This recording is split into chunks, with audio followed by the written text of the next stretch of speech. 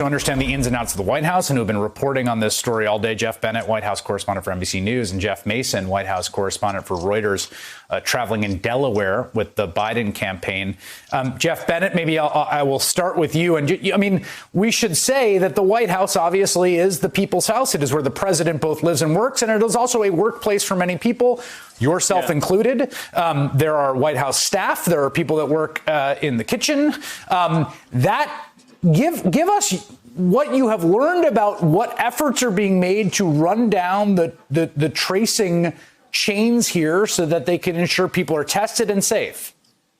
Well, the White House, Chris, says that they are in the process of what has to be a Herculean effort to contact trace the great many people with whom President Trump has been in contact this past week, starting on Saturday in the Rose Garden, when he announced Amy Coney Barrett as his choice to replace Ruth Bader Ginsburg on the Supreme Court. And of course, you see row upon row of Trump supporter and Republican, elected Republican, on the South Lawn, shaking hands, hugging each other.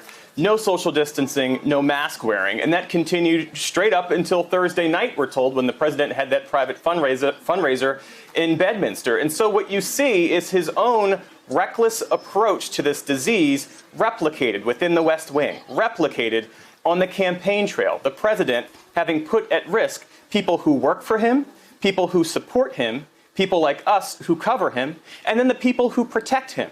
In your conversation with Dr. Hotez, I was really struck by watching those Secret Service agents who only had an N95 mask protecting them, as President Trump had a cotton mask as they were transporting him from the White House to Walter Reed. And so here we have it, President Trump with his positive COVID diagnosis, really facing the most serious threat facing a sitting president since the non-lethal shooting of Ronald Reagan back in 1981. Chris, and it was all avoidable. The president falling for his own false narrative about this virus, now becoming one of 7.3 million Americans who are now battling this virus along with him. Jeff Mason, I know you have served the White House Correspondents Association, and that association putting out word today that 3 members of the White House press corps have tested positive. Again, they don't have a choice. They don't make the rules for what the policies are. And I want to play this exchange that you had with the president, which I think indicates some of the tensions that have been in that workplace around safety procedures. When you asked him a question in a mask, I'm going to play this clip and then get you to sort of describe what the situation has been there policy-wise. Take a listen.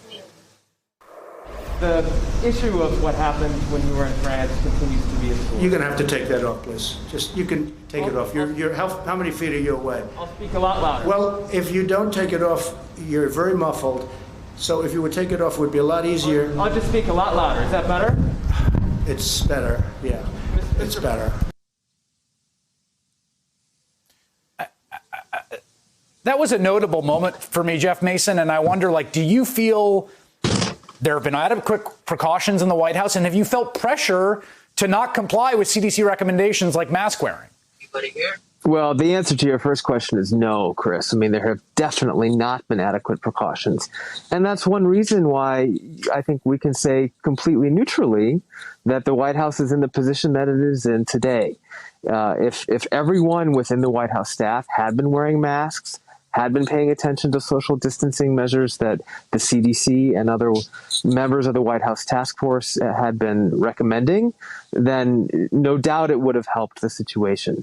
As far as pressure is concerned, I mean, you can sort of answer that question by watching the president and in that clip that you played and in another moment that he had with me earlier during the pandemic. But I think the point of that is more that it's illustrative of an ethos that the president set with his staff and more generally with his supporters, suggesting for whatever reason that not wearing a mask, or that wearing a mask rather, was not macho or not cool, and just not encouraging it or setting an example. And as a result, it has become a very political thing.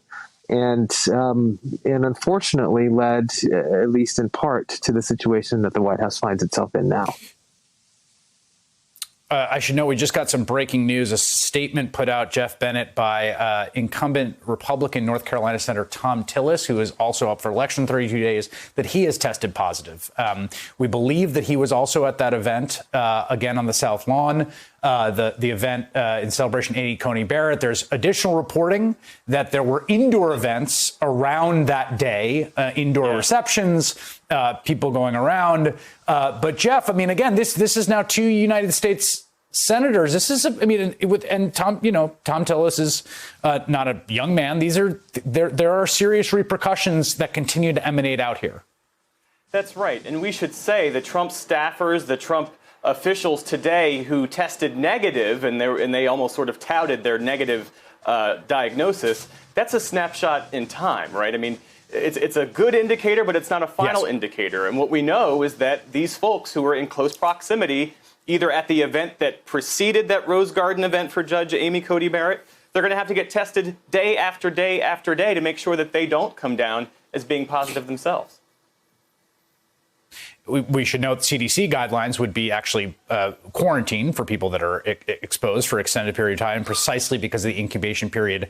Jeff Bennett, you're mentioning Jeff Mason. Let me end on you because you are on the bus with the Biden campaign. There was, I have to say, this year has been so unremittingly awful in its news that I definitely went several hours this morning in a doom spiral, convinced that Vice President Biden would also end up testing positive. He and his wife announcing they tested negative, doing an event in Michigan. What is the perspective from that campaign right now? Well, I tell you what, it is interesting for somebody who normally is hanging out with my friend and colleague, Jeff Bennett, at the White House, to spend a little bit of time with the Biden campaign. It's a much different ethos, to bring in the word and the conversation we were having earlier. People do wear masks, both in the press corps, which we do at the White House, but also amongst the staff. The candidate, of course, Vice President Biden, former Vice President Biden, wearing a mask when he got on his plane, when he got off the plane, when he held his event. So there is a much different sort of general attitude about mask wearing. And of course, that ties in with the overall criticism that Vice President Biden has directed at President Trump with regard to his response to the coronavirus pandemic. He did, of course, have more generous words today for the current president and the first lady, saying that he and his wife Jill were praying for them and wishing them a speedy recovery. But there was also an undercurrent in his remarks in Michigan, where we just came from, in which he said mask wearing is not about being macho or not macho. This is about following the science, and this underscores the test that the president announced earlier today, that he was positive, underscores how important it is to take this virus seriously. All right, Jeff Bennett, Jeff Mason, 2 fantastic reporters on that White House beat, and thank you both for sharing your reporting tonight, gentlemen. I really appreciate it.